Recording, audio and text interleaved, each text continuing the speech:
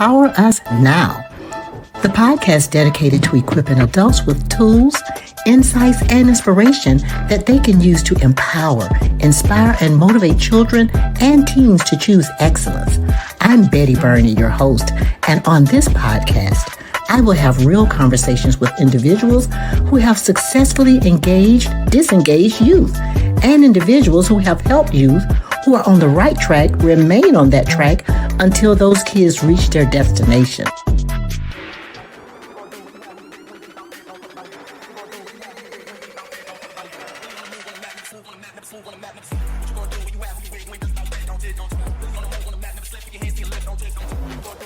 My guests today are the true definition of a power couple. I know we talk about the power couple, Barack and Michelle Obama, they were the power couple of politics, but these are the power couple of people on the ground making things better for children for decades. And I have known them, and for as long as I've known the two of them, they have dedicated themselves to empowering children. Empower Us Now audience, join me in welcoming to our platform Mr. Larry Rogers and his beautiful wife, Miss Pearl Rogers. Thank you so much for being here with us today. Let's dive in.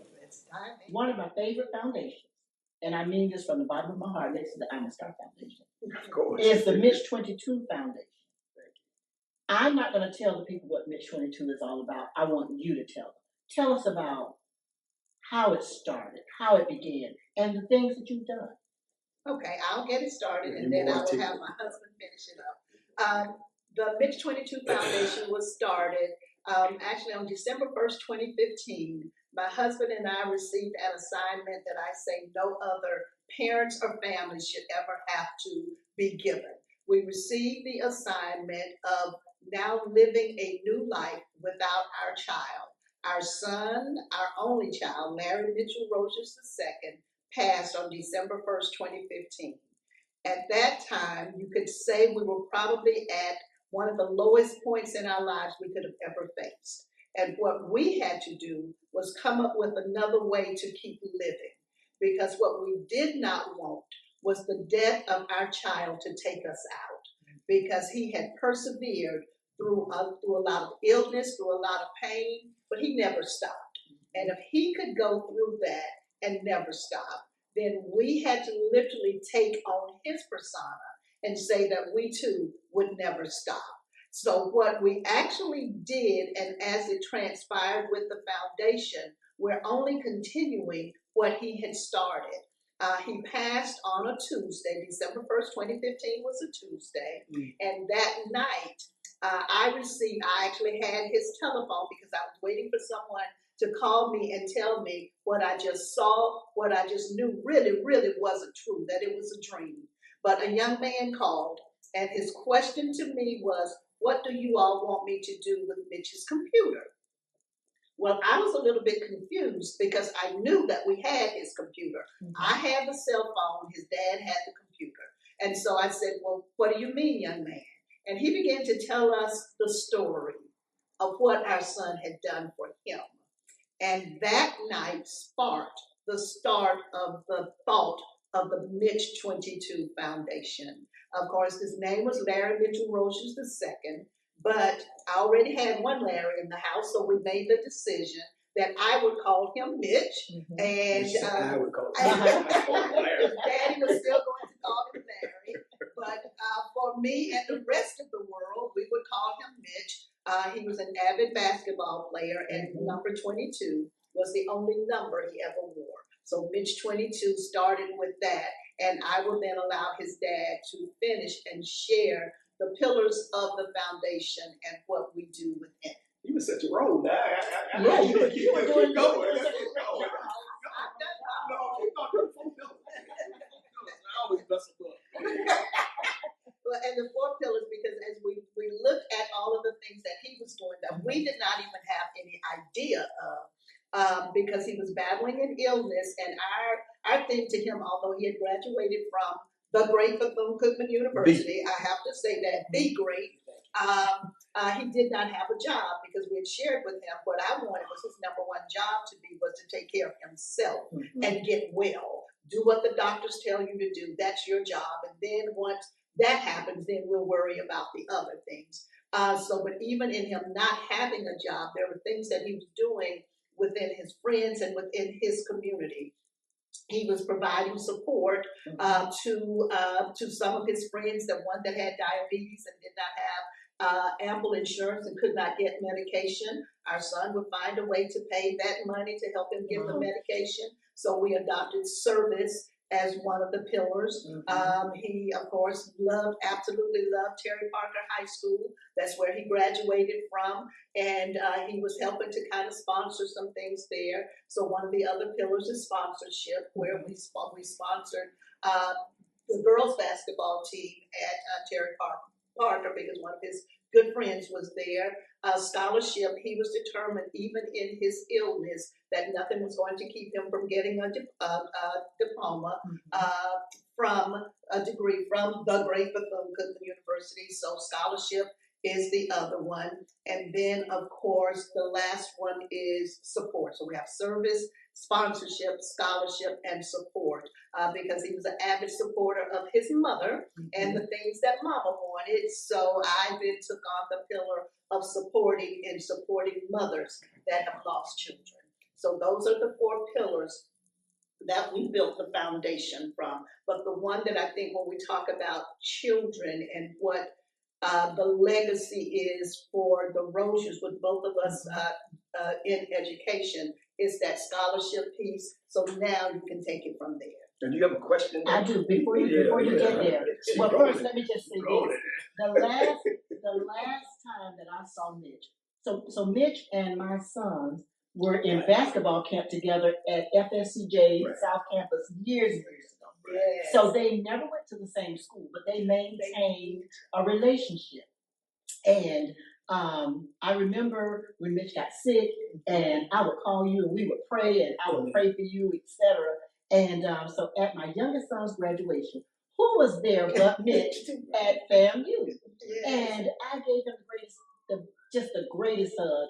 And I said, man, I prayed for you every day. And he's like, I know. And it was just that love. So I want you, though, to go back now. You talked about that computer, the laptop. Yes. Tell us how that fits into this whole story. Okay, the laptop. You roll it, Mama. We can make this a Mama podcast. And so what actually transpired is the young man wanted to know, what do I do with Mitch's laptop? He said, well, we have his laptop. We don't know what you're talking about. And he said, ma'am, he said, I am a senior at Bethune-Cookman University. He said, I needed a laptop because all of the books, everything is electronic now and online. We have to go online for everything. He said, I did not have a computer and I didn't have a laptop. He said, so Mitch went out and purchased me and gave me this laptop. And the printer actually came about because Mitch remembered his freshman year at Bethune-Cookman having to go to the library to get everything printed. And then when he get there, it may not be there because someone else may have picked it up and taken his name off of it and added their name. And so he wanted the young man to have a printer and a laptop as well. And so from that, as we were looking for adding to the legacy of what he had started with the scholarship piece, we now make sure in 2025 that every student that we can bless with helping to get into a university, that our goal is to also hand them a laptop with a printer to go with it.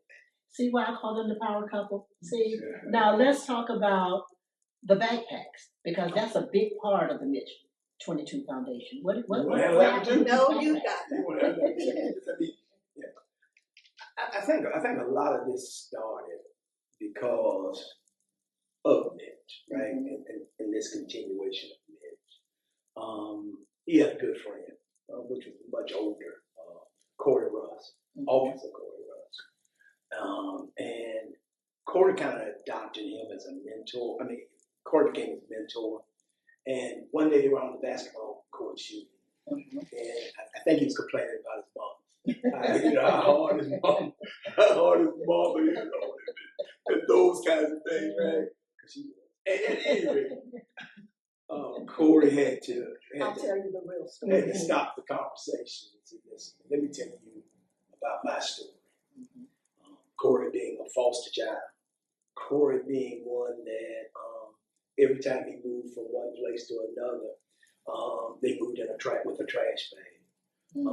They got on the conversation about every time he started school, he never had supplies. And the children not only bullied him, they picked on him, and he was always behind. And so from that grew, okay, how can we go into elementary school? Because it started out with the whole notion around going into elementary schools, having principals identify for us foster children. And we were going to provide them with a backpack. Well, that grew on us, right? So instead of trying to find different schools, we looked for one school. Parkwood Heights happened to be that school. And so we did fourth grade, I believe, the first year.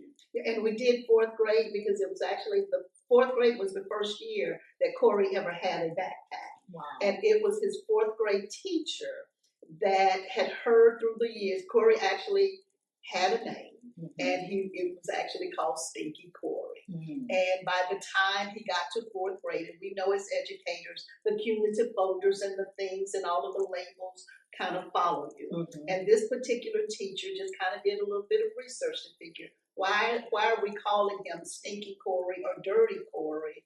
What's going on with this young man? And she, on the first day of school, realized that he didn't have a backpack. And the second day, she bought him a backpack to school full of the supplies, and just basically had it on his desk, so where she didn't have to give it to him, in public where all of the other kids would notice. And so Mitch and Corey that day on the basketball court had kind of decided among themselves that when they became rich, that they would give back to foster children. Wow. And Corey passed before Mitch. And so then now with Mitch's passing, it was we wanted to continue that legacy. And we actually chose Parkwood Heights because Terry Parker is the high school that's closest to Parkwood Heights. And through that sponsorship, we wanted to continue it within that particular community. So we started with fourth grade and giving back to that grade level. And then from there, it just took on to where now it is every child that walks into that building on the first day of school will have a backpack full of supplies. And not only that, though, but I remember being at one of the foundation, Mitch22 Foundation days at Parkwood. You not only gave the kids, but you did some things for the teachers also. Yeah, that too. But I do want to add this piece to it. One of the things that we discovered when we were assistant superintendents, the backpack drive was something that fell under my department. And what I noticed was that we were doing great things, but I thought we were doing parents a disservice, because we would invite them to whatever location that was, be it the fairgrounds, be it wherever. And we would tell parents that we're going to give out, we're going to start distributing at 10, and parents would line up at 8, and parents would fall out in the sun. And I just thought that was a real disservice, right? And so once we started the Parkwood thing, how can we create an environment where parents don't have to fall out anymore? And so what we try to do, or what we try to do, and we say to the principal, we want you to send out information to parents, and say to parents, you worry about the uniforms, you worry about whatever, but you don't worry about backpacks anymore. And so we do about 450 backpacks at Parkwood Heights every year. But now, and we've extended that to 100 additional backpacks, and they go to homeless families with children. Awesome. Right? And so, and I know you asked that question, but I just want to kind of stay here for a minute. This year we did something that was really unique. We went back to our base. Okay. And we said to the principal, how many children do you have that are connected to foster care? And so, and I got to give them a shout out. Revolt National Honor Society. They took on that task for us, and so they met with the principal. They got the names. They got shirt sizes and those kind of things. So even though those children got backpacks, they got an additional sporty little pack, whether it was polo or something, and that was filled with school uniforms. Wow. Awesome. Right? Power couple. Right. I don't know about all that. Power couple. Meeting the needs of the children. Power couple. Meeting the needs of the children. But one of the things that we started out with the foundation, it was about introducing ourselves to children who are facing obstacles and create this opportunity to smile. But what we discovered is that we had to go back and re-examine that, and we substitute the word family. Because if family is not taken care of, children will never smile. Exactly. You know? Exactly. Yeah, Exactly. so, Exactly. And that's the premise of this entire podcast. Once we can get the adults, the families, the parents, etc., the caregivers to rise, to smile, to do whatever, that transfers to the kids. Exactly. And then they can rise, they can soar. But you got to just tell me this, because, you know, we have a lot of people that say, oh, I would like to do something, but I don't know what to do. I just don't know what to do. You all had probably one of the most devastating things that parents could ever imagine. And out of that, you birthed something. How did you get the strength to do that? What? So there's a scripture that says too much is given, right? And when you really sit down and look at this, God gave us 29 years with that fella. You know what I mean? And I can complain, Mama can complain, but those are the best 29 years of our life, right? And so we talk about the length of a person, but when we look at our child, we talk about how he lived the length that he lived. Exactly. The late Dr. Benjamin E. Mays, when he was funeralizing Dr. Martin Luther King, he said, Jesus died at 33. Then he gave the age of Martin Luther King's death, and he said, it's not how long one lives, but how well. And he lived well. And just, we're all grateful to Mitch for allowing you all the opportunity to understand how you can take his life and turn it into opportunities for young people. You know, you both were in the school system. We're going to talk about that a little later. But you know what it's like when children come and they don't have the supplies. You all know what it's like when teachers don't have it. And when I went there that day over to Terry Parker and I saw what you all were doing for the teachers, I'm taking more pictures like I was paparazzi. Oh, look. Because you were giving the teachers something. Yes. It gives them an opportunity to be able to help children. A whole lot of schools don't have a whole lot of supplies based on where they're located and funding. That's what we said to the principal when we were doing this. We want him to also go back and ask every teacher about their wish list, their wish supply list. And so what we tried to do is also match that supply list, right? So whatever the teacher asks for the first, because you know, K to first, K1 to, well, pre-K, K1 and 2, we're going to ask for different things in 5 and 3. So we wanted him to find that, get that list for us, just like you know, we tell the children they get a supply list. We want the teachers to get one, and we feel that as well. Now the wife did something that even surprised me at the last one about one of the teachers who knew our son. So. Tell us about that, Pearl. Yes, one of the teachers that is at Parkwood Heights, and it was actually her first year at Parkwood Heights. She and Mitch were actually in the hospital together. And Mitch is, because his first bout with the illness is he ended up being completely paralyzed. And just imagine a 19-year-old basketball player that thought he could shoot everybody's lights out and now cannot move. This young lady had just heard about this young man. She rolled into his room and she shared with him that the same diagnosis he had, that she also had. and she began to share with him how they were going to fight together. Wow. And so she put the first piece of a smile, because Mitch was the kind that you never saw him not smile. Mm-hmm. And so for this young lady to start bringing that smile back, she gave him that piece of a smile.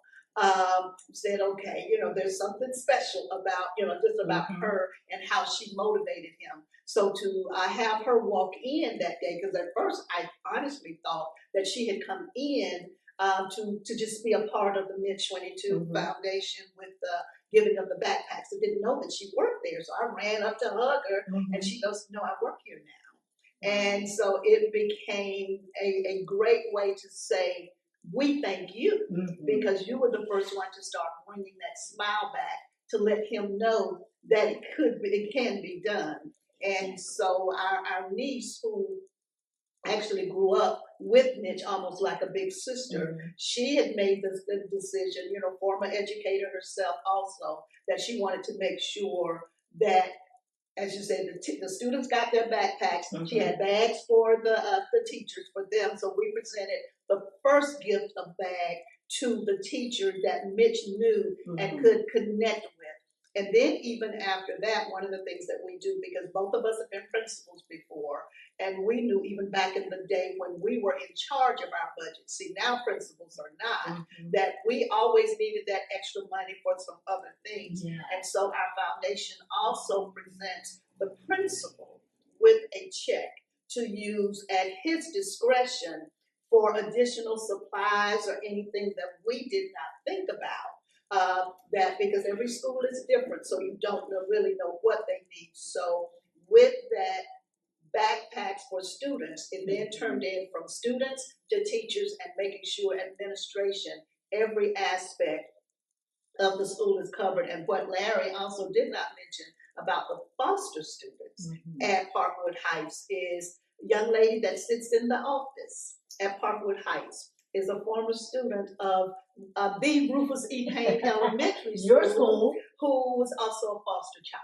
Wow. And so we were able to use her to assist, and she took such pride in it because she knew how those students felt. She knew exactly who they were to help with making sure that the foster children had what they needed, and that every child had those supplies that they needed, that the teachers had some additional supplies that they needed, and that administration also had what he needed. I need to add this though, because I don't want to leave out Corey Russ's son. Oh yes, okay. Corey Russ's late wife. Okay, right? They're there.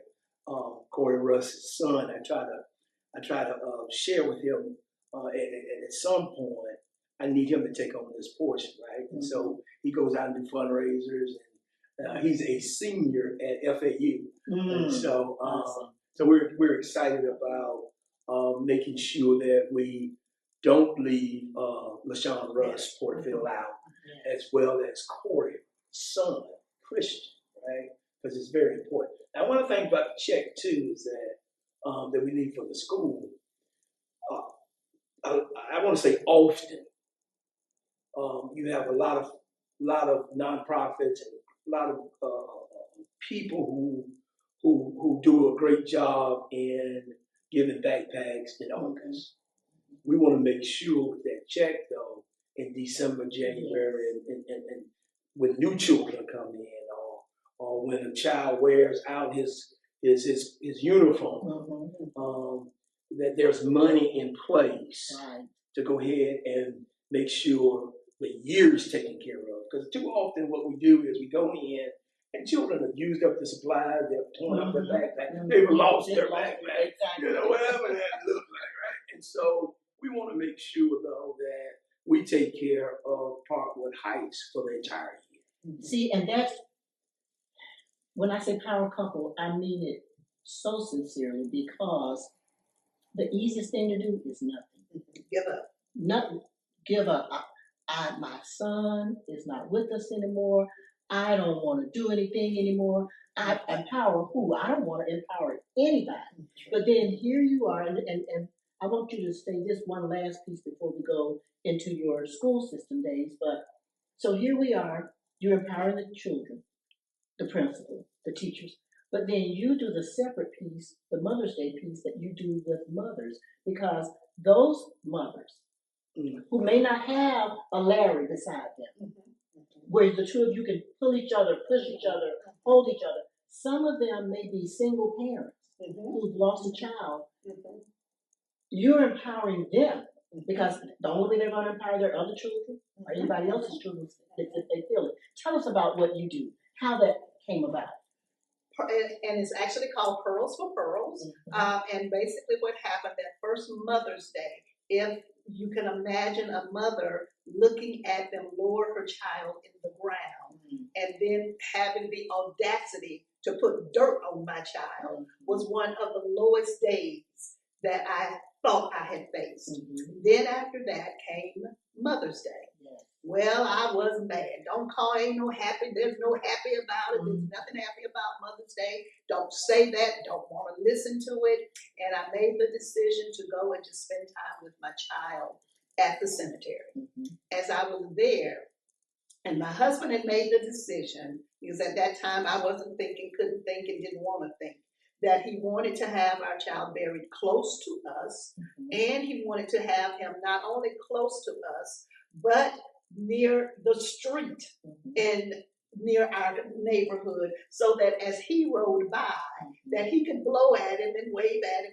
Well, we live near the beach, so that means that we are on a side of town that doesn't always look like us. And not only that, my son is now on near the street where people can see him. So this particular day, Sunday, first Mother's Day without him, I literally laid prostrate across his gravesite. So that was all I could give. And as I did that, I could literally hear my child say, "Mama, get up." Get up and do what? And I could not get up. And then I could hear him say, "Mama, these people are riding by. They're going to look at you. They're going to think you're crazy. I need you to get up before somebody comes to get you." Well, they need to come and get me because I've lost it. I mean, that would help me if he kept saying, "No, Mom, get up, get up." And as I began to ask, get up and do what? God reminded me of the gift of my child. And God reminded me of the gifts that my child used to give me. And one of the things that Mitch always did from the time he was about 3 years old, he never had to think twice about what kind of gift am I going to give my mom. It was always a gift of pearls.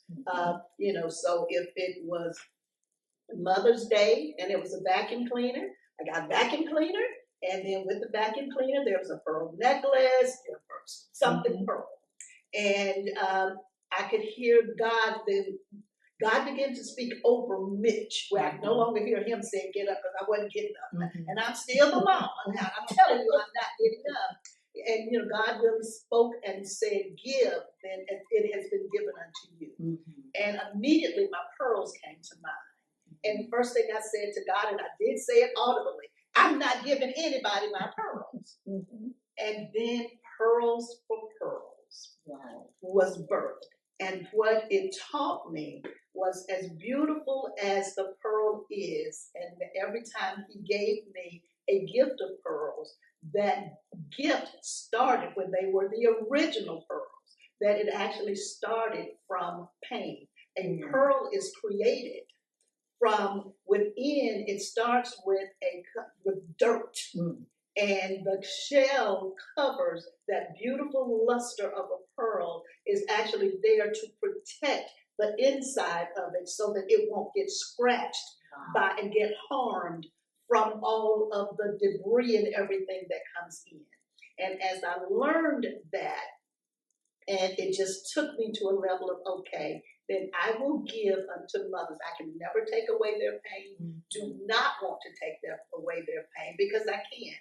But what I want them to know and understand is that when God gives that new purpose, that you really can have a different take on because the enemy truly meant to take this mama out.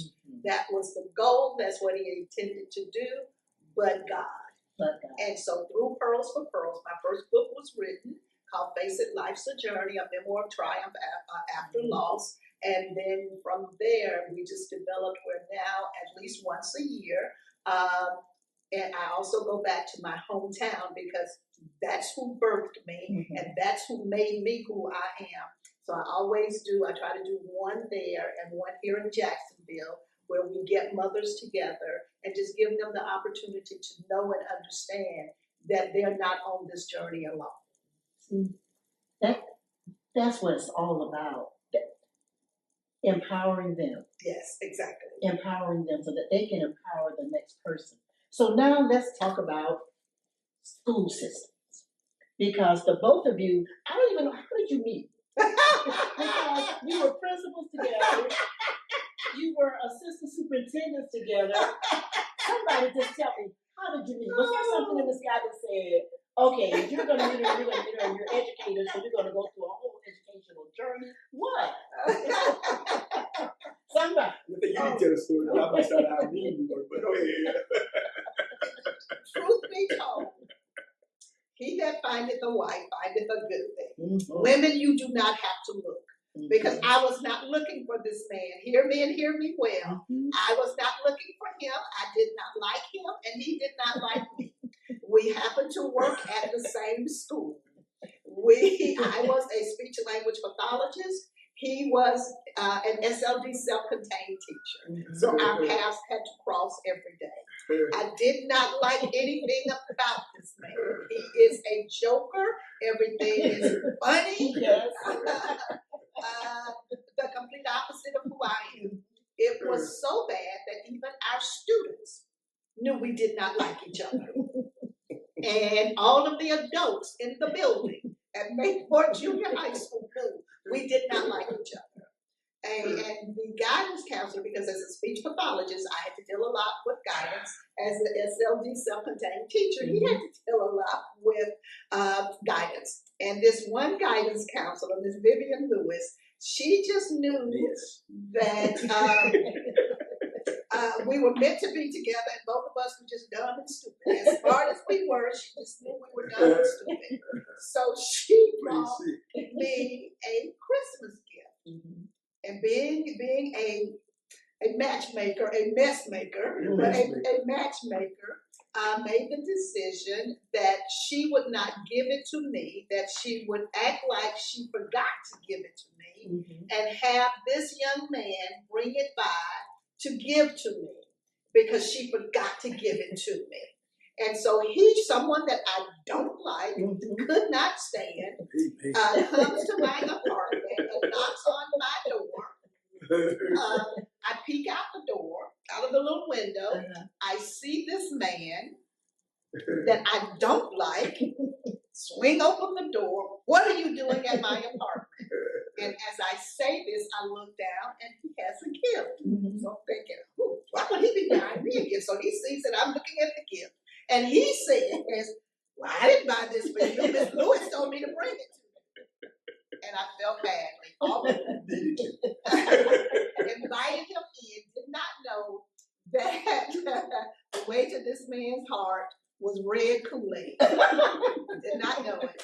And I made some red Kool-Aid.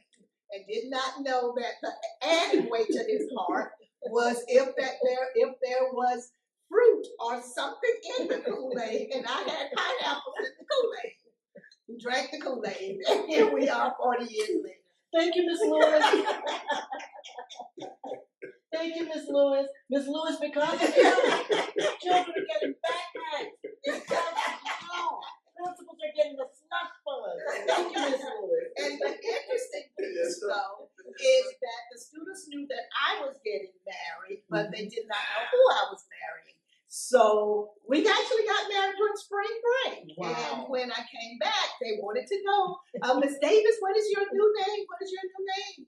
I didn't tell them because I knew I didn't want to stay at the school, with them, and just if we could get through spring break, get to the end of the year, I was going to ask for a transfer.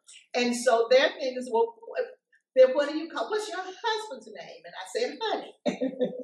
And from there, it was they knew I wasn't going to give them any information. So then it became, well, who did you see at your wedding from the school? So I named all of the teachers, and they said, oh, and I think Mr. Rogers was there. Students said, well, I know Mr. Rogers will tell us, because, he really didn't like it. He can't stand it. And they go ask him, and he says me. Wow. They thought he was joking. Mm-hmm. We had to bring the pictures of the wedding to prove to the students that we had married each other. I love it.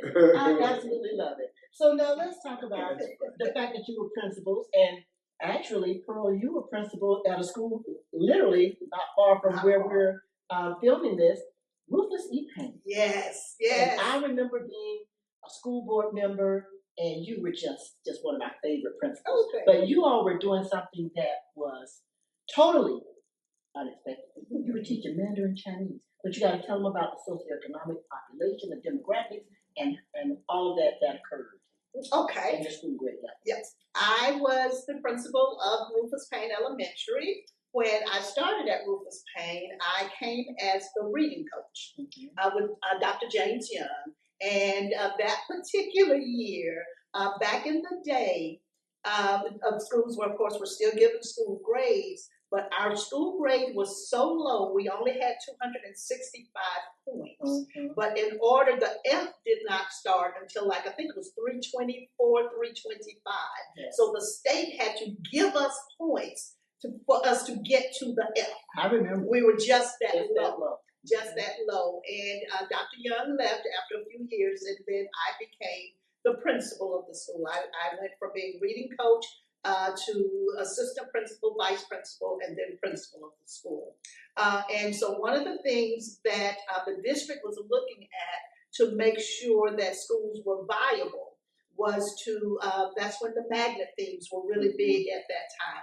And if you don't know anything about Rufus Payne Elementary, back in the day, they used to say that there were 5 areas in Jacksonville that could be considered 5 of the worst. And one of those were Washington Heights, and the other was Kenite. Then there were some others, Cleveland Arms, Eureka Gardens. I think those were the 4. And Rufus Payne Elementary had 2 of the 4 in their building. We had the wonderful kids of Kenite and the wonderful students of Washington Heights. That was the majority of our population. And but even before that, there was a principal by the name of Jesse Body. Mm-hmm. And Rufus Payne was the elite of the elite schools back then with Jesse Body. And they wanted, when we became the F, they wanted to try to find a way to build the school back up. So we were offered the opportunity to help write a grant to become a primary years IB magnet. Mm-hmm. I heard primary years and I heard IB. So of course I thought about Stanford. I thought about Paxson. Mm-hmm. So I said, well, yes, that's the one that we want, because that then could lead my students to being there. And then one of the things that we had to do is, because when you become an international baccalaureate school, whether it be primary years or secondary years, you have to have a foreign language. We were going to be different at Rufus Payne, and we were different. We were different. We had started to move the school under Dr. Young from an F to a C. Mm-hmm. And then from there, we began to, every year the school would move from that low C to a high C. Then the next year we thought we were going to get that B. Well, we were 3 points away from what is considered the 600 club in the state of Florida, which is very rare for a school that served that type of population, mm-hmm. So they thought. And so we wanted to be a little bit different, and we made the decision, all the other schools over here have Spanish. We're going to do something different because I want my kids to be different. So we decided we would do Mandarin Chinese. Mm-hmm. And it went national for us, where we had people coming in that would tour the school just to see what are they doing. Can these students really speak Mandarin Chinese? And we could, and because of what we did at Rufus Payne, it actually helped Revolt Middle School, because mm-hmm. they were able to build and grow a Chinese program there. My students were some of the first ones to help get into the early college program, and they went to, by the time they got into middle school, they were already taking college credits in Mandarin Chinese, because that was what we offered, and I tell you, to this day, I can tell you the number of my students from Rufus Payne that are doing well, which really shows it does not matter, students, where you come from. What matters is what you put into it. I always said to my parents that they needed to trust us, because the one thing I've never done, I've never met a parent that did not want what was best for their child. But what I knew is that some of our parents, because of the issues that they had faced that had been given to them when they were in elementary school, some of them really didn't know what best was. So trust us, trust the process, trust our board member, because she knew I would call her and say, yes, this, and this. And when we trusted the system, we were able to move the school, move the children, where now they are, most of them, a lot of them are very successful. He mentioned about Corey Russ's son, Christian. Christian came from Rufus Payne Elementary School. So that was just, when people ask me about all of my ventures, from being a speech pathologist up to retiring as an assistant superintendent, everyone that knows me knows nothing touches the years that I spent at Rufus Payne, shaping those lives of not just the students, but also the community and the families. Exactly. And when I tell you, as a school board member, all I wanted was for the schools to do well, for the children to succeed. And you had those kids thriving because your expectations were high. And I think that what sometimes we forget as educators is the expectation. It doesn't. The expectations sometimes for that area are here. Exactly. But you took them there. Exactly. And speaking of expectations, I'm coming to you now. I remember when you were a principal over at SP Livingston. SP Livingston was also one of my smart folk. Smart folk. And but by the time I was on the school board, you had already moved from SP Livingston. But we were talking one day, and you told me something about spaghetti dinners and parents. Can you share that?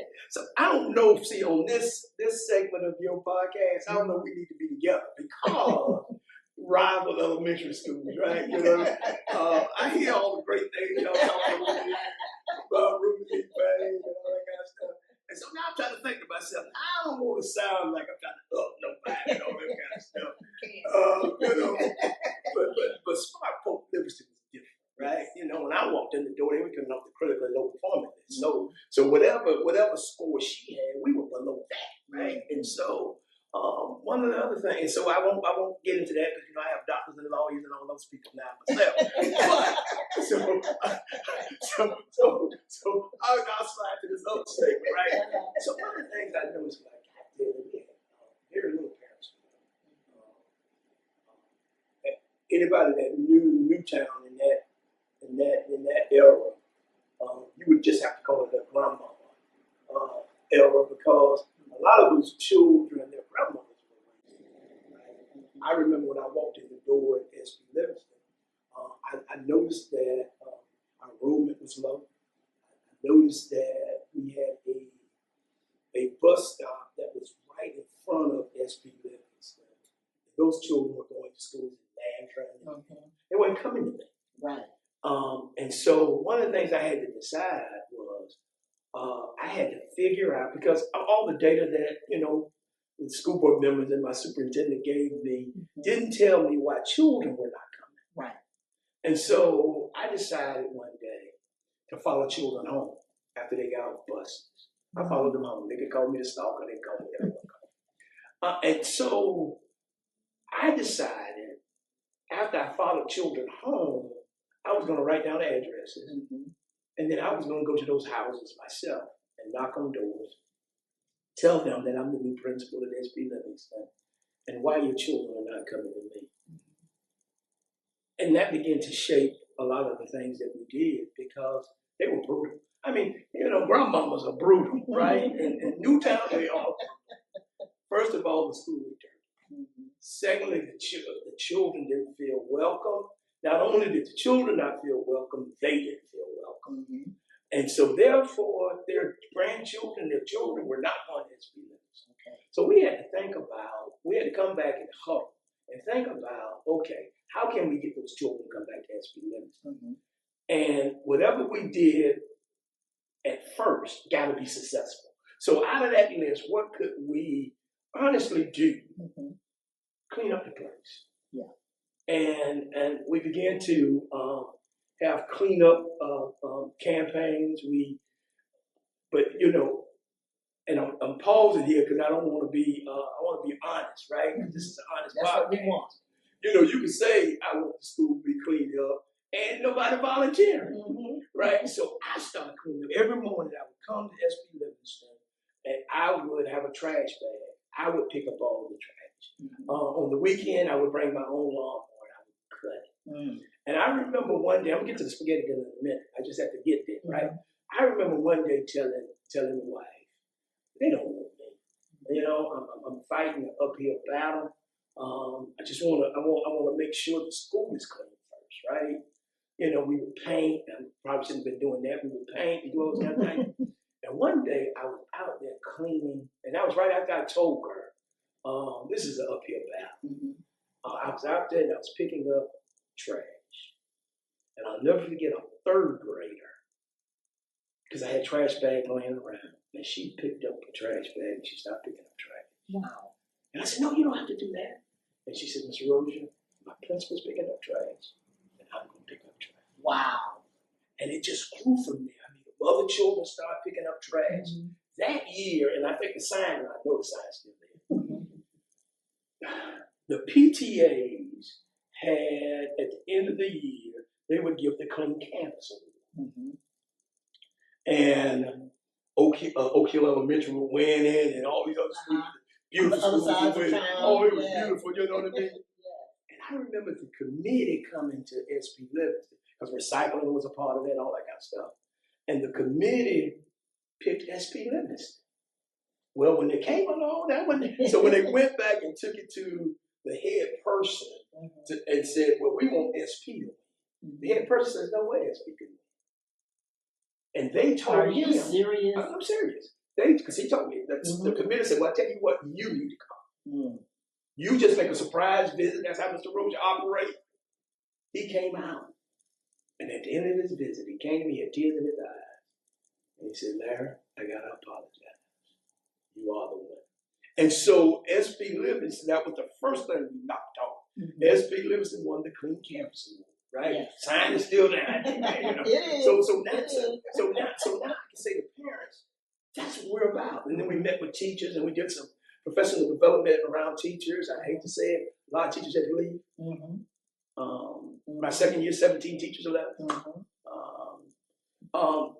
And then we began to create that culture that said we're welcome. Right. Now, I get there in PTA, we probably had 4 people on PTA consistently. I stayed there 8 years and we had 800 before I left. Wow. But because I was walking the neighborhoods and other schools like me, they were having, because we had the Title I money, they were having these events after school to bring parents in, and they would feed them. Well, you go to there, you go, and only 5 people show up, or whatever that looks like, right? Or they can have large crowds, but they were coming because you were feeding them. Well, because I was walking Newtown, I had the Camel Hill children, because I had the unit. Remember, I had that unit that if you were on this side of town, you came to me. Right. And so I'm walking Camel Hill, Forest Park. I mean, I'm walking these neighborhoods and I'm talking to parents and those kind of things. And I got tired of parents having to be fed to come see about their children. I don't feed you when they're in trouble. They come out there and you mad at me, right? I don't have to make you come out when we have these kindergarten plays and all that kind of stuff. Why can't I get you out there when we're going to talk about the academic performance of your children? So I stopped feeding them. No more spaghetti. No more spaghetti dinners. But I will tell you, I had standing room only. Wow. Because the buy-in was that we became family. They trusted the guy in the principal's chair that would not steer them wrong. And when I walked out the door of SP Livingston, we had 800 members of our PTA. They were coming to SAC meeting, and I didn't have to feed them. All I had to remind them is that your children should be the most important thing in your future. Exactly. Can I give both of you a fist bump? But that's what it's all about. So we have in 2025 assistant principals. Oh, I don't know what to do. I don't know. Principals. I don't know. Here's what you do. Here's what you do. Just do it. Just do it and understand. So now we're almost done. I gotta now talk about something that I know that is near and dear to the one and only. That is the Bethune Cookman, the great Bethune Cookman University. Talk about. I want you to talk about what you do with the scholarships, and then I've got something else I want to talk to you about. What you and I were talking about one day, and I'll remind you. Go ahead, talk about scholarships. What? How many scholarships? Do you have an idea? No, I don't. How many people you've even helped get into the food? I say, oh my God. But you know, a lot of that still stems from Mitch, right? Because when Mitch was in the third grade, right? I remember talking to Miss Bronson, who was the wife of the president, Oswald Perry Bronson, my friend. I remember talking just out of random, and I told her that Mitch had to do a Black History project, and he's kind of hesitant on what he wants to do and who he wants to pick, because he was in that gifted stuff. You know, that's way beyond me. And she said, you know what? You bring him here. And bring him where? Bring him to Bethune Cookman University, and he'll be the president for the day. Wow. So we took him up. He was the president for the day. Fast forward, when Mitch was graduating from Terry Park High School, Mitch really thought he was a good basketball player. He really did. My son said he could talk trash. He told me the best of it. I don't know about all this. He told me the best of it. And we were taking him to places, University of Florida, she didn't get out the car, Florida State, those kind of places. And Dr. Bronson called me one night. He said, where's Mitch going to college? I said, well, Doctor, you know, he's a basketball player. I don't know. He said, well, I heard he's a basketball player. He said, he's coming here. And I said, well, Dr. Bronson, basketball coach hadn't recruited him. I mean, how is he coming? He said, and you know, I'm trying to sound like it, but you can't sound like Dr. Bronson. But it's almost like I'm the president. Yeah. And he's on the team. You just bring me. And I'll never forget when Mitch and I went to visit the coach. It was almost like the coach was doing other things. And at the end, he said, well, you know what? I have no other choice. Mitch is coming. You know, you're on the team. So. And then fast forward after that, Dr. Bronson, Mitch came in as Dr. Bronson was leaving. So Dr. Bronson grabbed him in, but then Dr. Trudy Reed, they connected. Wow. And the way they connected was like none other. Matter of fact, I remember her calling the house saying, because Mitch had gotten sick, man. She called the house, and Mitch had gone back. She called the house, and what you worry about, Mitch? What y'all worry about? I got it now. And when she said she got him, she had him. That's it. And so when we began to create the endowment there at Bethune Cookman University, it was more so how they welcomed him. Right? He loved the place and all that kind of stuff. It was a great place. God had ordered his steps there, because I don't believe if Mitch had gone to those other places, they wouldn't have taken care of Mitch, even through his illness, the way that they did. I remember, I'm just going to tell you this short story. I remember Mitch calling me, and I think she got mad with Mitch, because Mitch called me because they had towed his car. Because of Mitch's illness, Mitch, he lived off campus, but Mitch would park in where he wanted to park, kind of thing, closer to the building. And he must have parked in a reserved area. And Dr. Reed found out about it. So as Mitch called me, I got a buzz. It was her saying, "Mitch don't need to call you. We've already gotten the car back. Wow. And I've had consultation with the police officers on this campus not to touch that car." But I say all of that because the scholarships were easy, right? The recruit, even with all the things you hear about HBCUs and what you hear about even my great university, I could never give up on the place because they never gave up on my son. That's it. Right? That's it. So right now, we probably, at this present juncture, we probably have about 7 young people there that we've impacted, we've touched. The 3 that we have there that are really, well, I better not say no. Well, the 6, I'm going to leave it at 6, because I'm about to tell you about 1 or 2 of them, but 4 or 5 might hear this podcast, and then I'll be in trouble. We don't want you to be in trouble. We don't want you to be in trouble. But I would tell you, over the years, we probably, and this is not an over-exaggeration, we probably, through our influence, our urging over the years, probably put 100 through there.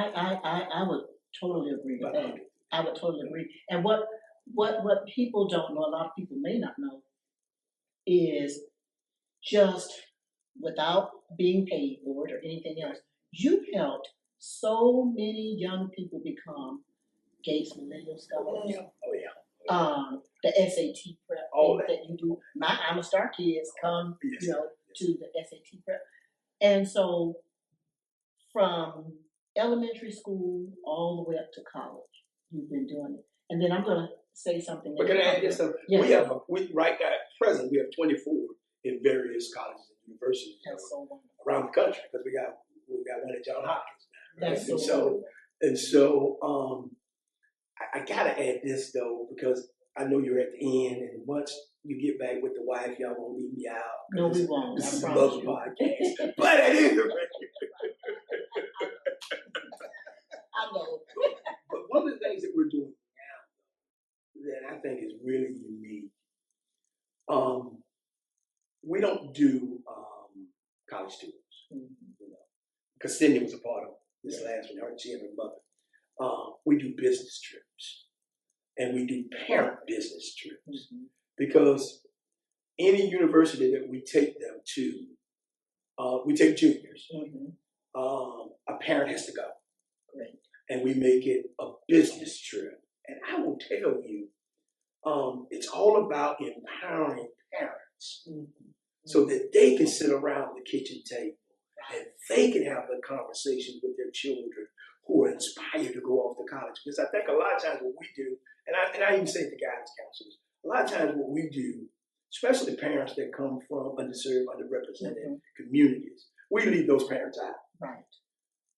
And we leave them out because we think that they don't understand the language and all that kind of stuff.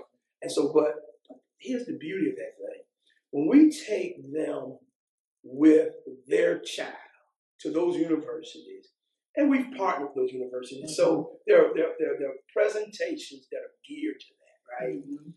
I had a young man tell me, said, "Mr. Rose, I really didn't want to go on that trip.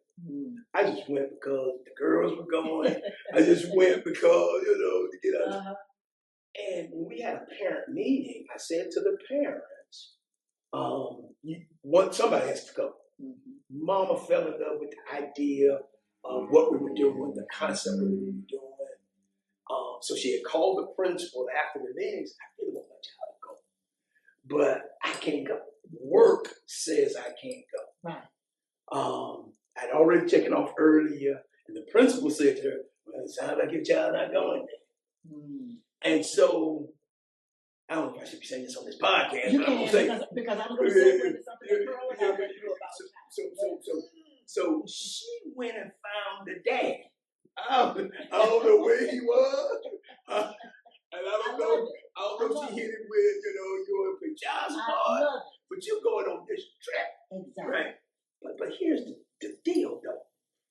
When he went on the trip with his son, and he elbow to elbow doing these presentations. Because here's what the son told me. His daddy started to cry. Wow. And he said he never saw that side of his dad.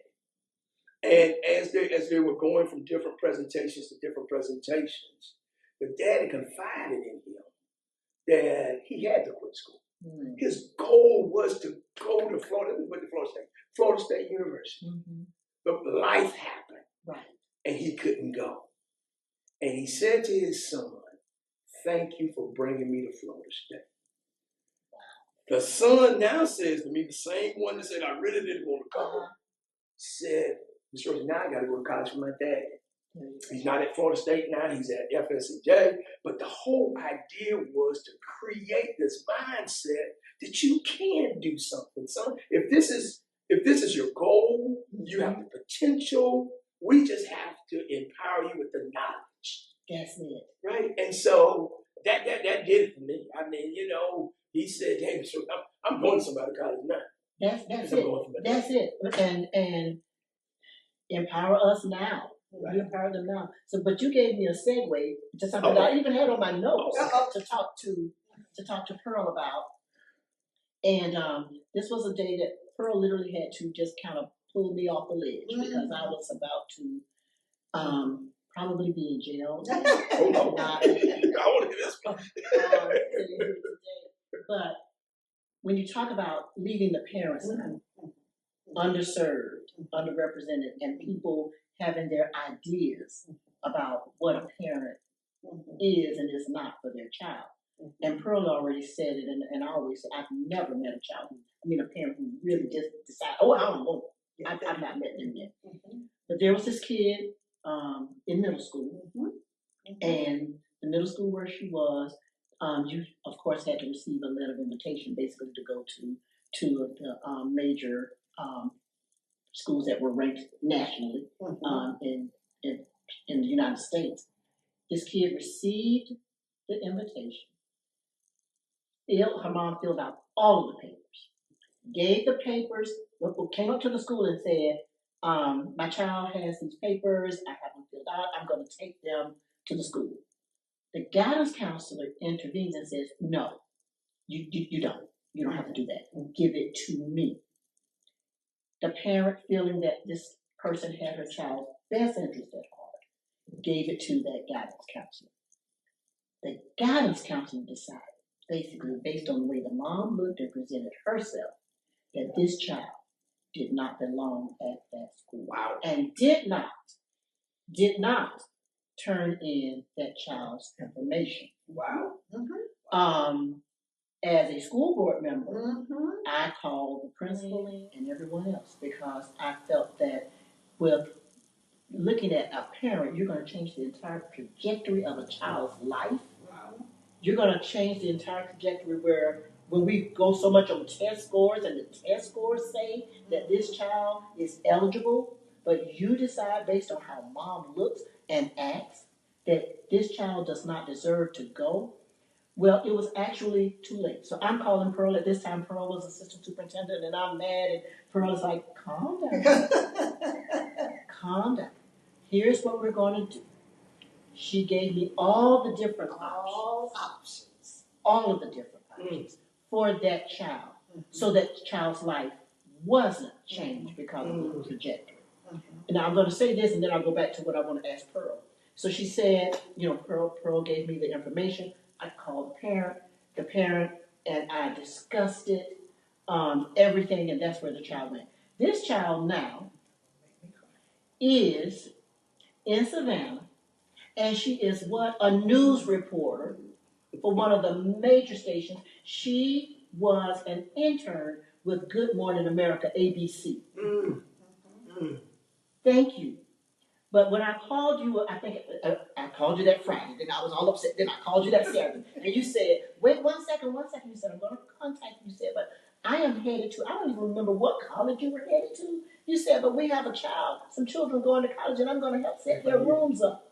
FIU. Oh, FIU. And I'm thinking, how do you have the time to do all of this? Yes. So it's all about that. You're setting up the child's room. Yes. One of my Rufus Payne babies, that was also a foster child, that was almost in that same situation as the student that we were talking about. Mom, when she left the home, child did not know that she had options. So she took the regular options. Of course, she left Rufus Payne. She went to Reebok Middle. I could still kind of control some things there because I could come talk to the principal there, set the schedule for my babies because, of course, they had Mandarin Chinese. I knew what their test scores were. Then when it was high school, Mom wasn't involved, but I made sure that baby got into the early college program at Reebok. Did exceptionally well there. It was a Wednesday. She called me on a Wednesday and asked if I knew of anyone that was going to Miami. So I'm thinking, now I know everything that's happening in your life. Why, and I knew she was going to FIU. So she said, tell me what's going on. And she said, I have to check into my dorm on Saturday, and there's no one to take me. Do you know of anyone that's going? And I just simply said, yes. Yeah, of course I do. I'll get back with you. What we did, because Rufus Payne was a family, we were called the House of Payne, is I contacted every teacher, and I'd left Rufus Payne by then, contacted every one of the teachers and said, we have a child going to FIU. As with any student, she needs to have her dorm room set up, needs to have this, needs to have that, within because that was a Wednesday, within 2 days. We had enough money to cover and set up her entire room. And so I called her that Thursday and said, yes, I found someone that's going to Miami. You can trust them. They will pick you up on Friday. And of course it was me. And I took her shopping. For the first time in this child's life, she was able to purchase and I will never forget, a television. Wow. That she could put in her dorm room. And drove her to Miami, to FIU, set up her room, help her get oriented, because at that time, she didn't have a parent to go on a business trip with her. So we, the Rufus Payne family, had to step up and be the parent. And so we had to show her the ropes of college. And she is now doing exceptionally well. She teaches and she's an entrepreneur. I love it. I love it. Well, we're heading to the end with this power couple. And there are 2 questions that I will ask of every guest on the Empower Us Now podcast. And number 1 is, what keeps you up at night? Either of you or both. What keeps you up at night? For me, it's simple. People that don't care when we're talking about education and children. One thing that I learned from this man, even though I didn't like him most of the time, was that education is the equalizer. And when we have people that don't care about how to make it equal for children, it pains me. Because I've never met a parent that did not want what was best for their child. I think often about that time that you came into my office as a board member. It was not about one of the Bernie boys. Exactly. This child did not carry a piece of your blood, but the tears and the pain that you had. And knowing that that mother, if she just knew the options, right. If she just knew the options. So when we have people, and although that particular person was in the school system, but didn't have the best interest of the child because she couldn't see past what she thought about the parent. And so for me, that's what keeps me up, is when we have people in places that don't care, knowing that that is the equalizer, right, that can make the difference for us. Exactly. Larry, what keeps you up at night? I tell you a lot of things, I think. But one of the things, though, I visit my son's gravesite every day. And one of the things that I don't want to disappoint my child. Yeah. Right? And so is there something that I didn't do right? Is there a child we left behind? Is there a family that's out there hungry that we could have done something with? I tell people oftentimes is that you have to take care of the spaces that you're in. I'm not trying to get in anybody else's lane and all that kind of stuff. So have we taken care of all the things that we needed to take care of, that God wanted us to take care of in the spaces that we're in? Yes. And so that keeps me up at night. I don't want to disappoint my child. And I want to make sure that we do what God has us to do in the spaces that we're in. Because we can make all kinds of excuses why we don't do things, and we're busy, what illness we have, all that. But God, have we taken care of all the things we needed to take care of in the spaces that we're in? It goes back to what the Maasai tribe in Africa would ask, and how are the children? The question is supposed to be, the children are well. You guys are making sure that children are well, and it just gives me hope. It gives me hope. And so the final thing is, one empowerment tip that you would give to adults with regards to how they can empower children. What's your empowerment tip? I would say to you, and I'm sure this is going to be different, I would say to you, if you're dealing with children and children have goals, and you're going to be the mentor of their goals, make sure you give them the right information. All right. Whatever that information you need so that you can mentor that child, you can shepherd that child along. Love. And I guess my tip will be funny, but it's meaningful. Make sure your child can read as well as they can dance. Yay! Just that simple. If they can pop it, have them pop open a book. Exactly. I shouldn't be saying this, but Miss Bronson told me one time she was bad. Now, Miss Bronson loved the University. And you better not call the place Cookman. You know, it's Bethune-Cookman, and she'll give you some history on all that.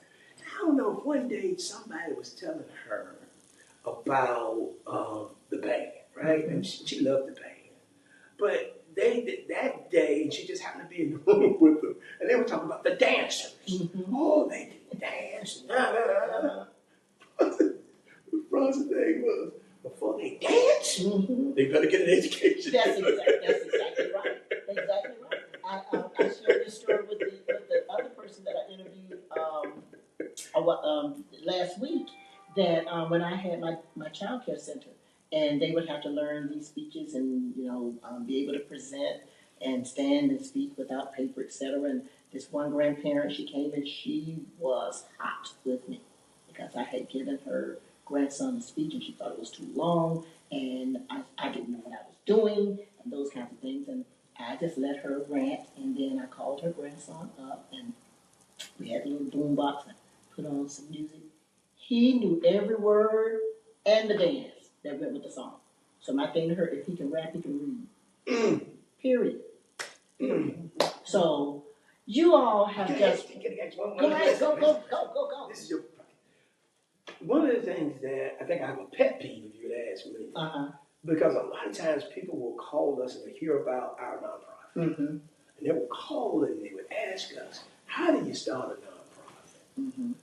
And I think I've turned a lot of people off because once you get through the passion part of it, on the other side is the business side to a foundation. Yes. And if you don't take care of the business side, you don't zip up the business side, the other side won't last. Exactly. IRS won't let it last. Exactly. Right? So if anything, I mean, anybody want to start, I can get the passion part, our son, because of that. But one of the brutal things that I learned in running this foundation, there's a business side. Yes, and every year I got to report paperwork. Yes. I got to have an attorney. I got to have an accountant to count this money and all that kind of stuff. And I remember a person calling me one day because somebody referred, it could have been Miss Bernie, referred them to me. And he told me about their foundation. And I forgot what it was. It was a great foundation. So I said, well, the last time you did your taxes. She said, taxes? She said, well, let me call you back. That was 2 years ago. She had called me back. Now, we would love for people to donate to the foundation. So could you give us, tell us where donations can be made? Give us the website. No, well, the website page is www.mitch22.org. Right. Okay. And when you go on there, one of the first buttons you will see at the top is to donate. Okay. And the one good thing about the foundation and the donations is that it can be specific from one of those 4 pillars, Mm-hmm. or it can be general where you can donate, to all. Purchase a book too. Or you Okay. could purchase Okay. the book, but www.mitch22.org is the website page, and then of course we have a Facebook page where we pretty much keep a log of just and letting the community know that what the foundation is doing and how we are serving and supporting. Well, it is. You are on my list that I want to make sure that every year I provide a donation. Thank you. Because I thoroughly believe in everything that you all do.